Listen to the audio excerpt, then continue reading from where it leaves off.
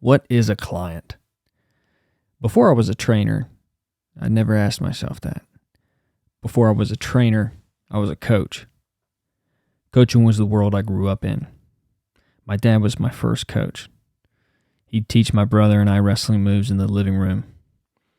We lived in the woods, so we were our only playmates. We had a sister, but obviously you can't roughhouse with her the same as you would your brother, unless you want to be yelled at constantly. My dad was my middle school wrestling coach, and he was my brother's high school wrestling coach when he became a state champion as a freshman. My dad was a developer of potential. He would see a kid and immediately see that kid's potential, even though the kid couldn't see it himself. He was like that with everyone. I remember people coming up to him years after he'd coached them and hugging him and thanking him for what he did for them, saying, "You saw in me what I could not see in myself." My dad would cry. I saw what my dad was by witnessing it every day, not only with me, but with others. He was a coach. But he never made a full-time living as a coach. He was always working other jobs and still coaching wrestling. The kids he coached never paid him. He was paid by the schools, taxpayers' money, or at the private high school, the parents who paid tuition. Plus, wrestling is not the sport that you coach to make money.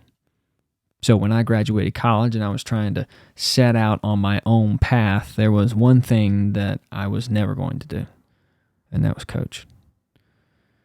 That lasted for about 6 months. I was working at a restaurant waiting tables.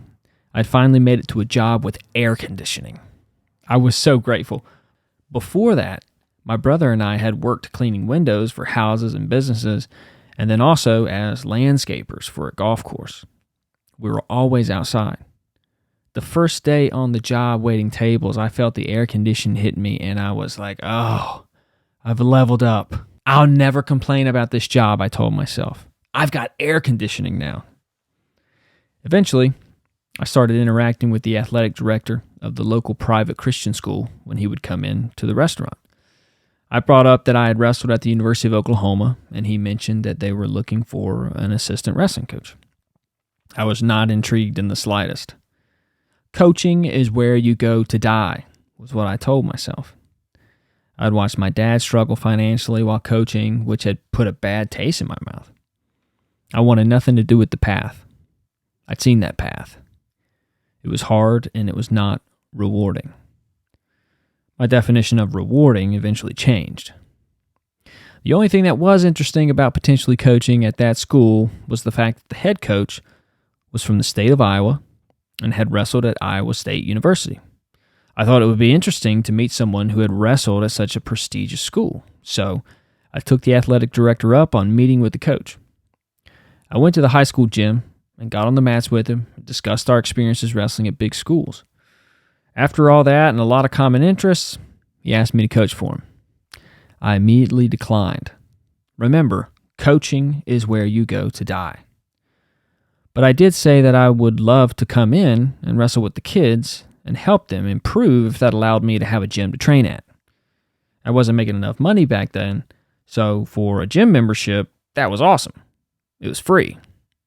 I get a weight room and I get a wrestling room. Sign me up. So he was cool with it. He said yes.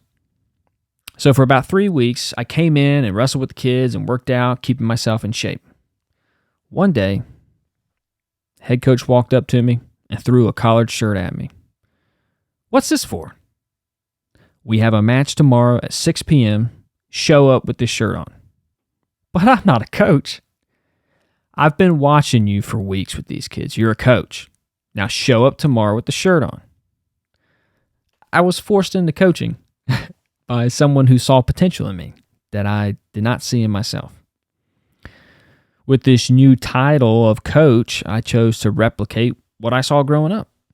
I tried to coach like my dad coached. That was 2011. In the 3 years I coached there, we had 12 state champions. The program had only had one state champion before I got there. Flash forward to 2018. I'm now living in Los Angeles. My girlfriend was a personal trainer. She was an ex-college athlete, just like me. The moment I met her, I saw her potential to be a coach and mentioned she should look into being a trainer. I saw her potential, and she listened. She became one of the best trainers at her gym in Los Angeles. She told me I should be a trainer too. Immediately, like before, I dismissed it. I'm not a trainer. Why would somebody listen to me? It took me 2 years to listen. I drove a bus for the airport, and I drove a Lyft for 2 years before I finally caved.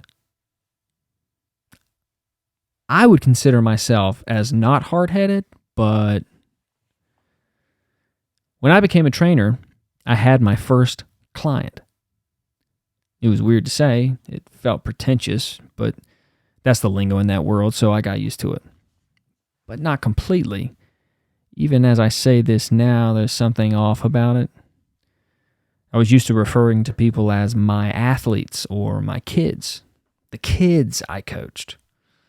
I was having a conversation once in LA about all the kids I coached back in North Carolina, and after about 10 minutes of me talking, they asked, "How many kids do you have?" I was clearly presenting myself as a man who loved to spread his seed. But the word client just didn't fit for me. It sounded too transactional, but I used it. The transition from coach to trainer, the transition from athlete to client, where do they intersect? The major difference between the two is my athletes were kids. My clients are adults. One didn't pay me, one does. One is a kid, one has kids of their own. One is competing in a sport, one is competing in their business. They both are competing with themselves. Before I was a trainer, I was a coach. Before I was a coach, I was an athlete. Before I was an athlete, I was just a kid wrestling with my brother in the living room back in the woods, getting coached by my dad.